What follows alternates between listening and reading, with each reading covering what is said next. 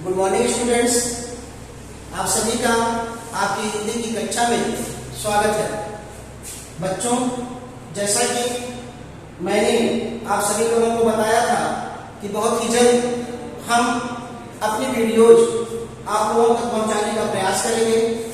उसी दिशा में आज मैंने अपना पहला वीडियो लेक्चर बनाया है। ज़्यादा समय ना गवाते हुए हम अपने मुख्य विषय पर आते हैं। तो बच्चों, आज हम सभी लोग वे आंखें नामक पद को पढ़ेंगे जिसके कवि सुमित्रानंदन पंत हैं। तो सबसे पहले हम थोड़ा सा कवि परिचय जानेंगे कि कवि सुमित्रानंदन पंत का जो जन्म है वो सन 1900 ईस्वी में हुआ था।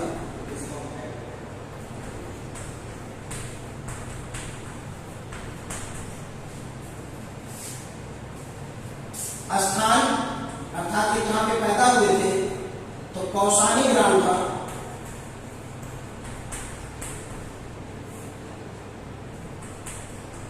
जिला अल्मोड़ा, आप सभी जानते होंगे, अगर अल्मोड़ा का नाम सुना होगा तो उत्तराखंड में पड़ता है।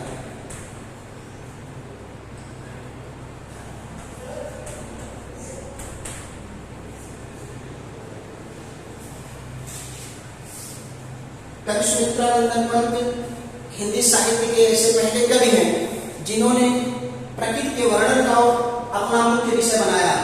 अर्थात कवि सुमित्रानंदन पंत प्रकृति के वर्णन के लिए हिंदी साहित्य में प्रसिद्ध है। ये परिवर्तन के पक्षधर थे। अर्थात जो प्रकृति में दिन प्रतिदिन परिवर्तन हो रहा है उसको ये काव्य रूप में परिवर्तित करने का प्रयास करते रहे हैं। इन्होंने छायावादी युग में भी अपनी रचनाएं की। छायावादी युग आप हिंदी साहित्य में मैं पहले आपको बता चुका हूँ। आप जानते होंगे कि जो हिंदी साहित्य का पद्य साहित्य का इतिहास है वो कई चरणों में बना हुआ है। उसमें छायावाद भी एक प्रमुख है और प्रगतिवाद में भी इन्होंने अपनी रचनाओं को किया। प्रगतिवाद जो वे आंखें नामक पद है वो प्रगतिवाद की रचना है। इनकी प्रमुख रचनाओं के बारे में बात करें तो इन्होंने बहुत सी प्रसिद्ध रचनाएं लिखी हैं, जिनमें से कुछ का नाम लोकायतन, ग्राम्या, युगवाणी, चितंबरा, कला और गूढ़ाचार आदि रचनाएं इनकी बहुत प्रसिद्ध है। कवि सुमित्रानंदन पंत जी को अपनी रचनाओं के लिए बहुत सारे पुरस्कार भी मिले हुए हैं। जैसे कि चितंबरा के लिए इनको ज्ञानपीठ पुरस्कार तथा कला और गूढ़ाचार के लिए साहित्य अकादमी पुरस्कार से सम्मानित किया गया है। अब हम अपने मुख्य पद की बात करते हैं। अर्थात जो हमारा शीर्षक है वे आंखें नामक शीर्षक में कवि ने किसान भारतवर्ष में जो किसानों की दयनीय दशा है, जो मानवीय दशा है, उसका वर्णन करने का प्रयास किया है। उसकी तरफ समाज का ध्यान आकृष्ट करने का प्रयास किया है।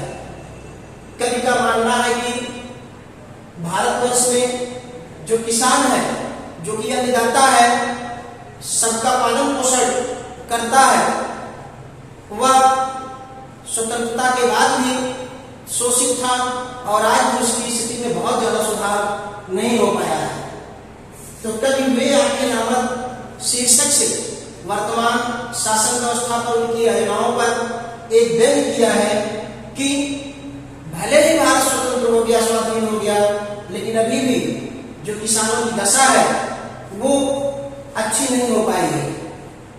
अब हम उनके पहले पद को पढ़ते हैं और उसकी व्याख्या हम साथ साथ करेंगे।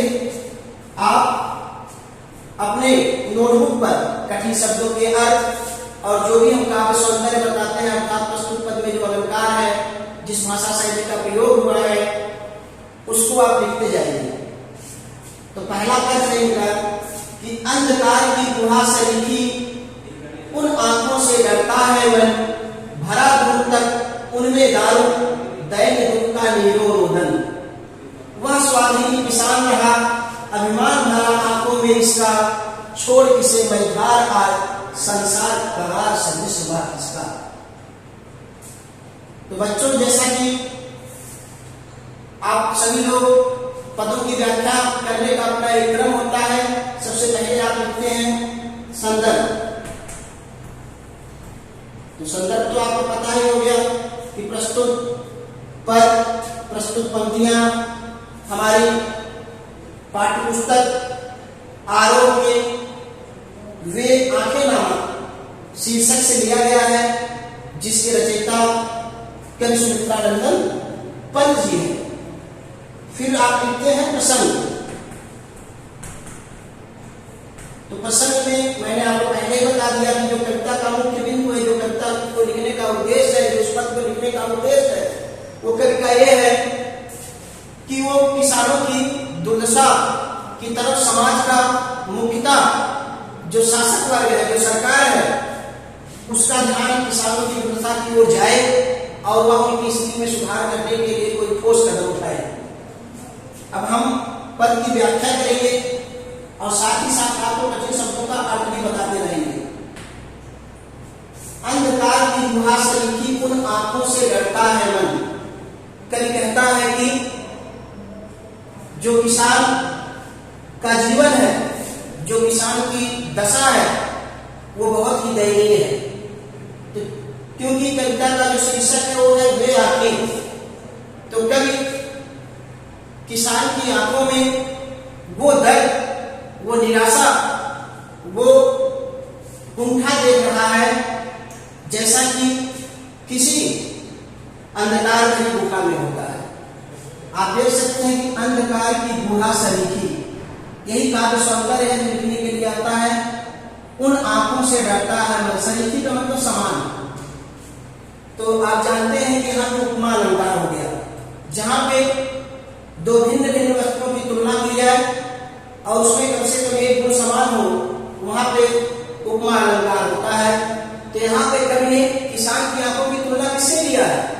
तो कवि ने किसान की आंखों की तुलना अंधकार से भरी हुई गुफा से किया है। अब अंधकार से भरी हुई गुफा और आंखों की तुलना से क्या तात्पर्य है? तो जिस प्रकार से अंधकार से भरी हुई गुफा में जाने से डर लगता है, उसी प्रकार से किसान की आंखों में इतनी निराशा है, इतनी कुंठा भरी हुई है कि उसकी आंखों में देखने से डर लगता है। भरा दूर तक उनमें दारू दैन दुख का नीरो रुदन। भरा दूर तक उनमें दारू, दारू का मतलब जैसे मानवीय दशा। तो किसान की आंखों में देखने पर केवल उसकी दयनीय दशा दिखाई देती है, उसमें कहीं पर भी कोई भी आशा की किरण दिखाई नहीं देती है। दैन दुख का नीरो रोदन, अर्थात नीरो मतलब होता है शांत, यानी ऐसा रोना जो सुनाई नहीं देता है।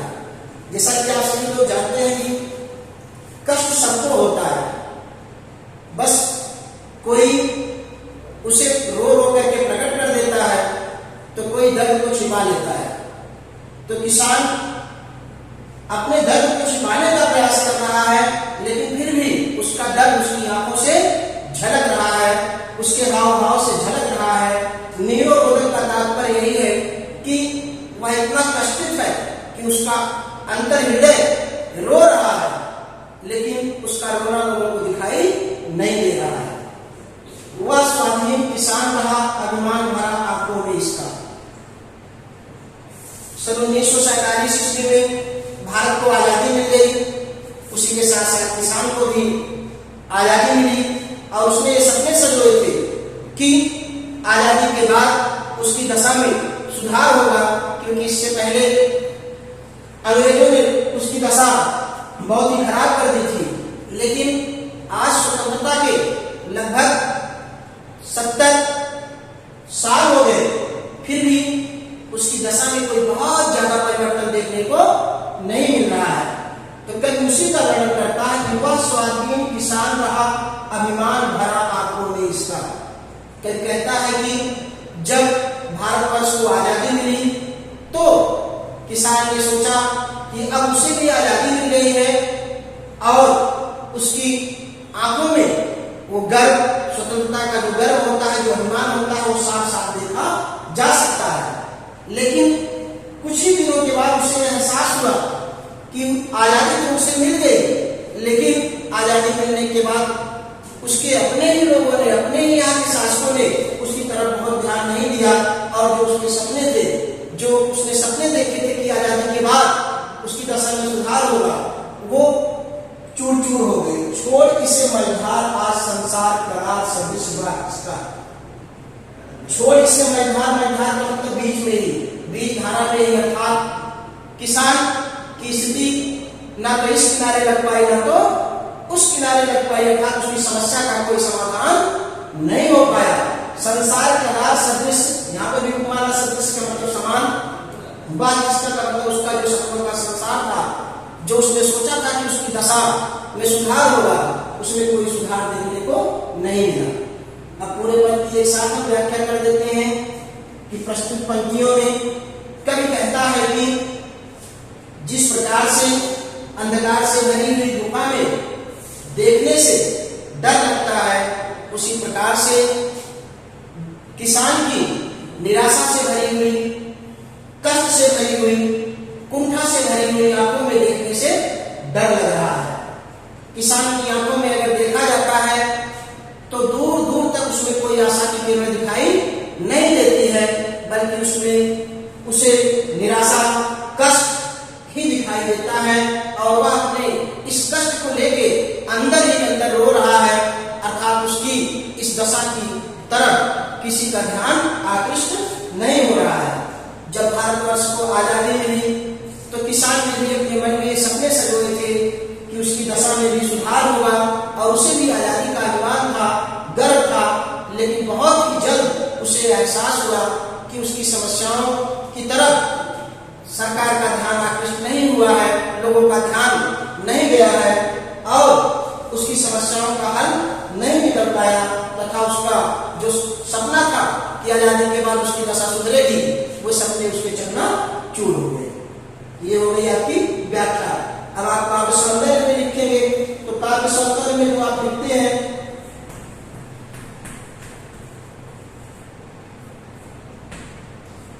काव्य सौंदर्य आप लिखेंगे जब, तो काव्य सौंदर्य में आप जानते हैं हम लिखेंगे कि प्रस्तुत पंक्तियों में कवि ने किसान की मानवीय दशा का वर्णन किया है। एक तो पॉइंट आपका ये हो गया, एक बिंदु आपका ये हो गया। दूसरा आप लिखेंगे कि कवि ने अलग गुहाशाही शब्दों में संसार करार सदृश वाक्यता में उपमा अलंकार का प्रयोग किया है। नीरो रोदन आदि शब्द का प्रयोग करके किसान की दशा का मानवीय चित्रण करने का प्रयास किया गया है। प्रस्तुत पंक्तियों में कवि ने मानक खड़ी भाषा का प्रयोग किया है। यह एक गणित से कविता का उत्कृष्ट उदाहरण है। ये आपका क्या हो गया? काव्य सौंदर्य हो गया। वैसे मैं आपको लोग प्रोवाइड करा दूंगा। अब आप मानते हैं दूसरे पद में ला आते हुए खेत गृहों में हुआ बेदखल वह अब जिनसे हंसती थी उसके जीवन की हरियाली जिसके दिन से आंखों में ही घूमा करता वह उसकी आंखों का तारा कारकुनों की लाठी से जो गया जवानी ही में मारा। लहराते हुए खेत गृहों में, अब कभी किसान के जीवन का वर्णन कर रहा है, उसकी दिनचर्या का वर्णन कर रहा है कि किसान के लिए उसकी सबसे प्रिय जो वस्तुएं हैं वो कैसे उसने एक एक करके गंवा दी। तो पहले वह किसान की जीविका का आधार जो उसके खेत है, जो उसकी फसल है, उसके बर्बाद होने का वर्णन कर रहा है। लहराते हुए खेत गृहों में, गृहों में होता है नेत्रों में, गृहों का मतलब नेत्रों में, आंखों में। हुआ बेदखल, बेदखल का मतलब होता है कि उसका कोई हक उसमें ना नहीं गया। वह अब जिनसे कभी कह रहा है कि किसान की आंखों में उसके वे फसल से हरे भरे लहराते खेत अब भी घूमते हुए दिखाई देते हैं, नाचते हुए दिखाई देते हैं, जिनसे वह अब बेदखल हो गया है। अर्थात उसकी जमीन को जमींदार ने, साहूकारों ने कर्ज न चुका पाने के कारण ले लिया है।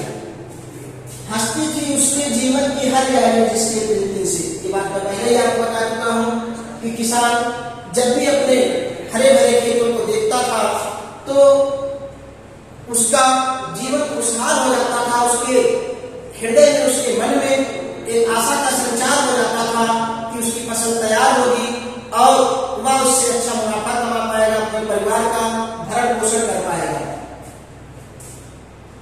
वह आंखों में ही घुमा करता हुआ उसकी आंखों का तारा कारकुनों की लाठी से जो गया जवानी ही में मारा। आंखों में ही घुमा करता, स्पष्ट बात है, आंखों में ही घुमा करता एक प्रकार का मुहावरा है। आंखों में घूमने का क्या मतलब है कि बार बार उसके मन में, बार बार उसके हृदय में, बार बार उसके मस्तिष्क पटल पे वो दृश्य उभर करके सामने आ जाते हैं। वह उसकी आंखों का तारा, आंखों का तारा आपने सुना होगा। आंखों का तारा किसे कहते हैं? आंखों का तारा का मतलब होता है बहुत प्रिय होना। जो बहुत प्रिय हो वो है आंखों का तारा। वह उसकी आंखों का तारा कारकुनों की लाठी से जो गया जवानी ही में मारा। तो कवि कहता है कि उसका एक प्रिय बेटा था।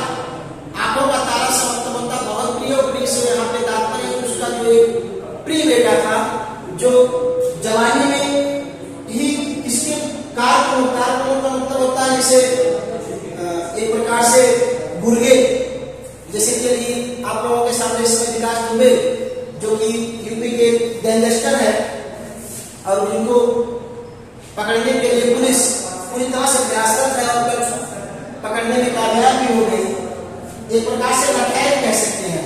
पहले क्योंकि जमींदारों के यहाँ लठैत कहते थे, लठैत का मतलब लाठी चलाने वाले लोग।